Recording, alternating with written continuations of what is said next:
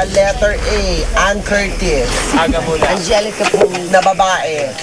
Sabi ko na lang kay Josie, magpatawa ka na lang para may happy moments naman tayo tuloy. Ano sabi ng kaliwang kilay sa kabilang kilay? Ano? Hi, bro.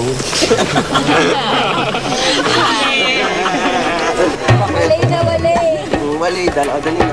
Pero I have to pacify the moment. Kasi nga, yung iba tensyonado na, hindi makatulog, nagugutom, walang ilaw, walang fire. So parang, sige na nga, sige mag-joke. Nung nakita ko si John kasi nauna ako nakaidlip sa kanya. So ako nakatulog pa ako. Tapos parang siguro hindi pa siya inaantok at pagod. Tapos pumunta rin siya sa ulunan ko. Nagtulog din siya. Nagtatanong pa kaming lahat, makakatulog ba kayo?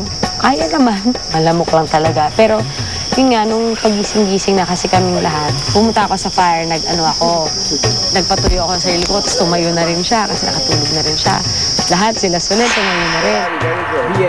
The whole time I'm trying to close my eyes, sleep, pero maingay sometimes yung tao. And then it's so long, like you're wondering, anong oras na ba?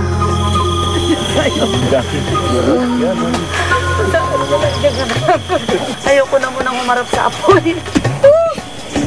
Ang sarap na pakiramdam. Meron lang moments din si El nung gusto talagang feeling siguro sobrang kating-kati na siya. Hindi na siya mapakala sa hiniga niya. Sabi ko, ingay naman. Tapos si Micah, sobrang ingay din sa gabi. Parang hindi nila naiisip na may natutulog po. Sabi ko, papatawa ka ba? Kukunin mo lahat ng halaman ko para diligan lang.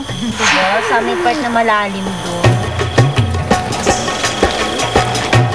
Hindi ako nakatulog ng gabi niya. Nagbantay lang ako sa apoy, tsaka namatay ng mga lamok. Sobrang daming lamok.